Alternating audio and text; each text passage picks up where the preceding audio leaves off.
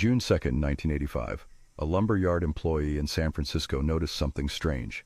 A man had just stolen a $75 bench vise. It seemed like the kind of petty theft that happens every day. But when police arrived, the situation became strange. The suspect had already fled. A Honda sat in the parking lot with another man waiting behind the wheel. When officers asked for identification, the man calmly handed them a driver's license. The name on it was Robin Stapley, but the photograph clearly belonged to someone else. Inside the trunk, officers found the stolen vise and something else, a .22 caliber pistol equipped with a silencer. Within minutes, the quiet shoplifting case turned into something far more serious.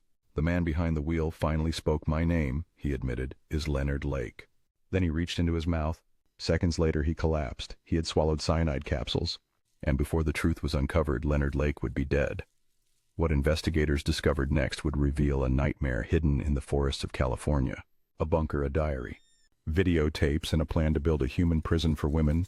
A number, a name and account that cannot be undone. Tonight's entry, rank number 94, 12 confirmed victims, more than 25 suspected. This is the story behind the number. This is behind the veiled truths. When Leonard Lake collapsed from cyanide poisoning, detectives believed they were dealing with a desperate criminal trying to avoid prison.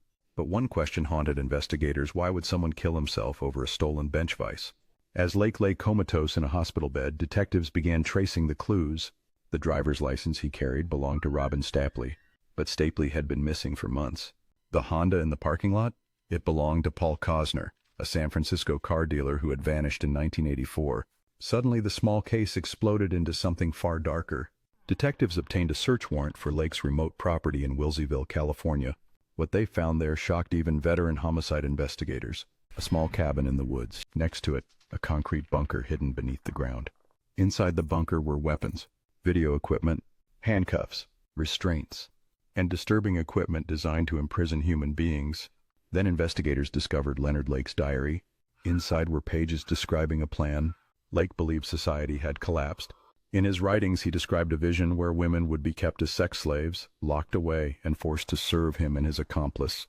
The accomplice's name appeared again and again in the diary: Charles Ng. The deeper investigators looked, the worse the story became. Inside the cabin, they found a collection of videotapes. When detectives played them, the room reportedly fell silent. The tapes showed women tied to chairs, begging, crying, pleading for their lives. One of the women identified on the tapes was Brenda O'Connor, a neighbor who had disappeared along with her husband, their infant child, and a friend. In one recording, Lake calmly explained the situation to her.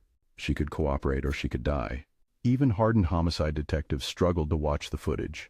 If you follow true crime stories that reveal the darkest corners of human behavior, consider subscribing to Behind the Veil Truths, where we uncover the stories hidden behind the numbers. But the horror was not limited to the tapes. Investigators soon turned their attention to the land surrounding the bunker. Search dogs began alerting across the property. On June 8, 1985, forensic teams uncovered the first human remains, then another and another. Skeletons, charred bone fragments, even infant teeth. The ground itself had become a graveyard. By late June, multiple bodies had been discovered buried across the property.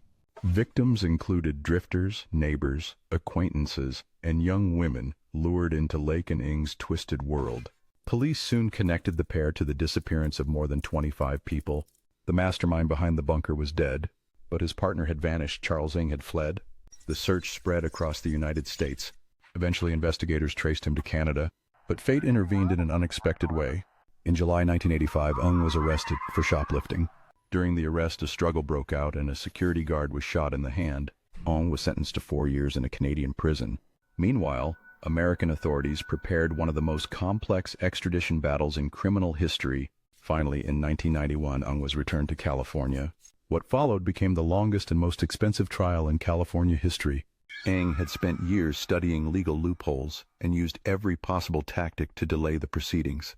The trial dragged on for years, but eventually the evidence spoke for itself. On May 3, 1999, Charles Ng was convicted of multiple murders and sentenced to death. He remains on death row at San Quentin State Prison. But even today, investigators believe the true number of victims may never be known, because the bunker in the woods was not just a murder site. It was the blueprint for a nightmare. 12 confirmed, more than 25 suspected. Lives erased in silence beneath the California forest. Rank number 94 is behind us. But the descent continues. Next episode, the number changes. The darkness does not. This is Behind the Veil Truths. And we're getting closer to number 1.